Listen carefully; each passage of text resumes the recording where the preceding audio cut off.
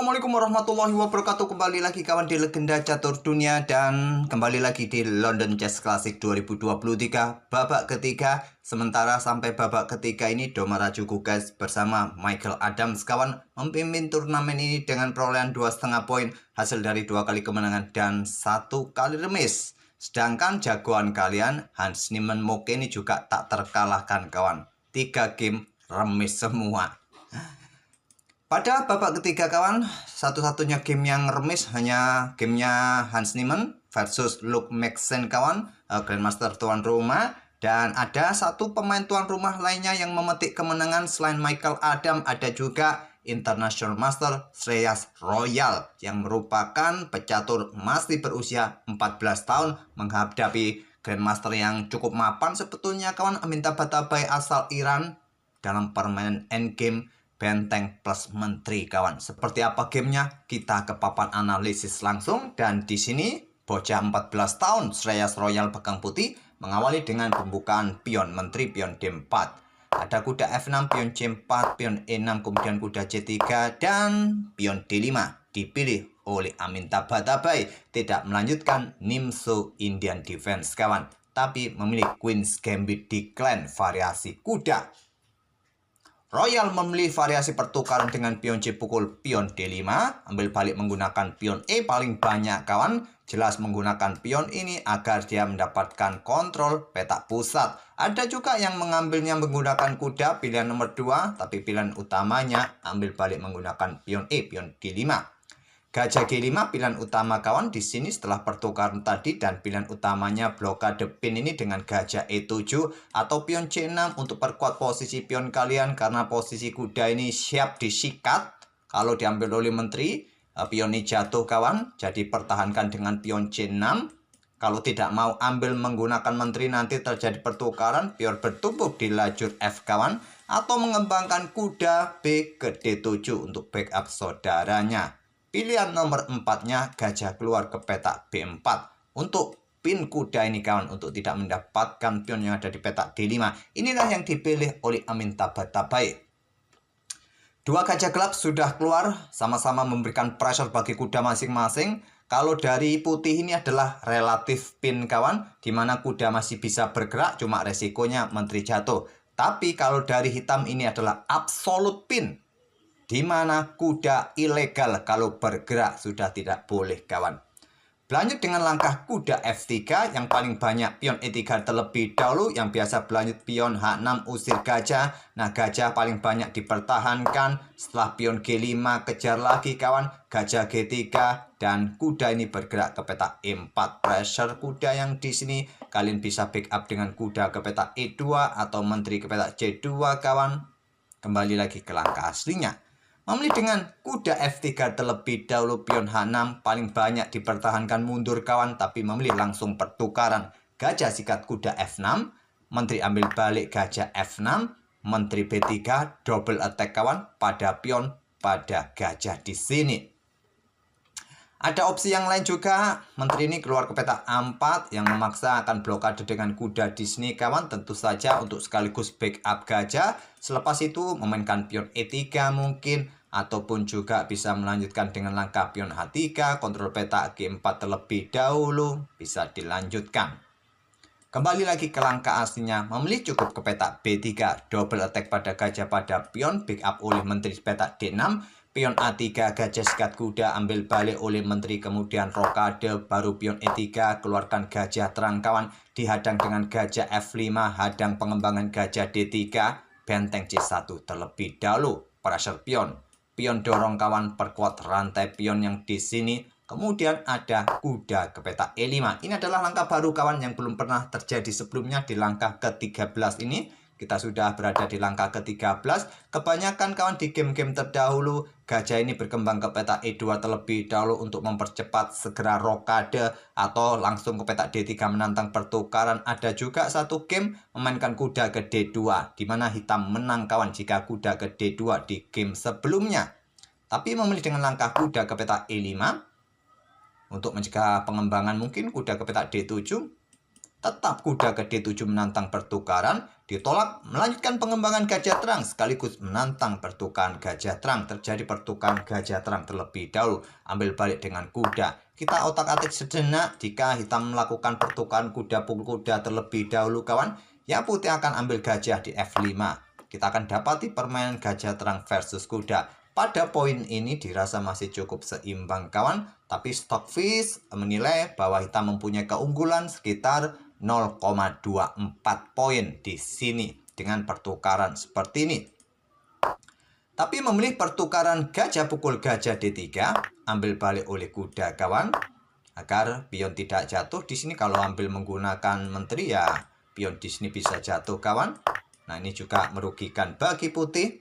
Kembali lagi ke langkah aslinya. Jadi ambil balik dengan kuda. Benteng F keluar ke E8, ada rokade sekarang kawan. Baru di langkah ke-16, putih rokade, diikuti kuda aktif ke F6. Siap menempati outpost peta E4 mungkin. Di sini pion B4 untuk perkuat peta J5-nya agar pion tidak didorong kawan. Dan membuat struktur pion hitam ini ya menggantung. Mana nanti yang menjadi lemah, apakah pion A ataupun pion B. Kita lihat saja. Pion A6, ternyata pion B kawan yang sekarang menjadi lemah posisinya. Kemudian di sini ada pion A4 untuk persiapan pertarungan mungkin di peta B5 nanti. Kuda E4 ancam menteri, menteri mundur ke peta B2 untuk jaga peta D2 untuk dukungan juga bagi peta B5-nya nanti. Dorong pion kawan siap bertempur. Menteri mundur ke E7, pion B5. Pion C pukul pion B5, pion A pukul pion B5, tidak diambil balik kawan, dorong pion dengan dukungan benteng. Ya, harapannya bisa mempromosikan pion di lajur A.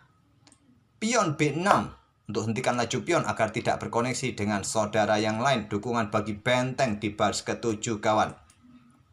Di sini benteng E ke C8 menantang pertukaran, saran dari Stockfish, ataupun benteng A yang ke lajur C kawan, memilih menteri ke peta D6. Bagaimana saran dari Stockfish jika kalian turuti dengan benteng E bergeser ke C8? Pertukaran benteng, ambil balik. Kemungkinan di sini ada benteng mengincar pion di lajur A kawan, ataupun menteri ini bergerak ke peta A2, double attack pada pion. Kemungkinan dijawab dengan langkah benteng ini bergerak ke C3, ancam kuda terlebih dahulu. Mungkin kuda akan ke peta E5 kawan, dan seterusnya. Masih ada ancaman pada dua pion ini. Mungkin menteri akan ke peta B4. Oke, kembali lagi ke langkah aslinya. Menteri D6, pilihan Amitabha-Tabae. Benteng meluncur ke baris ke-7, benteng C7. Dihadang dengan benteng E7 agar pionnya juga dapat backup kawan. Kemudian benteng FC1, backup saudara. Benteng AE8 juga sama-sama berikan backup bagi saudaranya. Ternyata langkah tidak kuat kawan, langkah kesalahan. Yang terkuat menurut Stockfish, dorong pion ini saja. Kalaupun di sini ada menteri ini bergerak ke peta B4 untuk menantang pertukaran, kemungkinan ditolak kawan, raja bergeser ke peta F8 karena posisi menteri mendapatkan dukungan dari kuda. Kalau terjadi pertukaran, ambil balik oleh kuda, kuda simpel kawan, bisa menghadang pergerakan pion ini ke depannya. Tentu benteng pukul benteng kalau pion ini sampai didorong maju. Jadi mungkin benteng pukul benteng di sini kawan, ambil balik oleh pion B. Satu langkah berikutnya bisa promosi. Mungkin kuda D6 awasi peta terakhir dan berharap benteng masih bisa bermain di lajur A ini kawan. Kuda bisa ambil pion yang di sini. Kalau pion di sini didorong kawan, kalian bisa melanjutkan dengan langkah pion E4 di sini.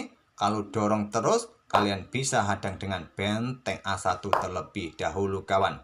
Dan seterusnya dan seterusnya. Memilih dengan langkah benteng AE8 bertumpuk kuda C5 di sini kawan, menantang pertukaran kuda juga untuk dukungan bagi benteng untuk rebut pion yang di sini, mendapatkan pion yang di sini, pertukaran langsung kuda pukul kuda C5 ambil balik oleh pion D, ancam menteri bergeser ke E6 dan pertukaran benteng sekarang ambil balik dengan menteri kawan. Kemudian di sini menteri bergerak ke B5, coba prateli pion yang di sini, menekan benteng di sini agar menteri tidak meninggalkan bentengnya. Benteng bergeser ke B8, menteri ambil pion A5, menteri bergeser ke D7. Dukungan bagi pion untuk diadu kawan. Di sini ada pion H3. bagaimana jika menyerang benteng? Ya tak ada masalah untuk sementara waktu bagi hitam kawan. Sangat mudah diantisipasi, geser saja, pion mendapatkan penjagaan dari menteri. Jadi dia mencoba membuat langkah menunggu kawan, juga memberikan ruang bagi rajanya dengan pion H3 kontrol petak G4 juga. Di sini menteri bergeser ke C6 lanjut hitam. Menteri C3 mundur. Di sini ada benteng C8. Menteri bergerak ke E5 kawan. Tidak akan berani menteri yang ambil kecuali benteng yang di depan, ambil pion yang di sini. Ya percuma juga kalau ambil pion di sini kawan, karena posisi ruang juga sudah dibuka oleh putih tadi, tidak bisa membuat ancaman skakmat baris belakang. Pion G6 dimainkan oleh hitam. Pion H4 kawan, dorong ingin menantang pertukaran pion agar raja hitam semakin terbuka. Blokade dengan pion H5. Raja naik ke petak H2 untuk menghindari tempo baris belakang kawan. Kemudian benteng bergeser ancam menteri. Menteri bergeser ke D6 menantang pertukaran, terjadi pertukaran menteri dan kita dapati permainan endgame benteng versus benteng di langkah ke-36. Nah, sekarang kontrol waktu dari kedua pemain. Pemain muda 14 tahun ini masih punya 12 menit kawan, sedangkan Amin Tabatabai terlihat cukup cepat permainannya, masih punya 23 menit. Tapi dia minus 1 pion kawan. Dan 2 pion ini cukup merepotkan bagi hitam. Benteng D8, benteng C7, benteng ambil pion D6, di sini benteng ambil pion B7, ada raja mulai bergerak naik kawan untuk menghindari tempo dari benteng. Benteng langsung saja naik ke petak B8, berikan ruang bagi pion segera didorong, salah satu opsi kawan. Di sini memilih raja bergerak terlebih dahulu.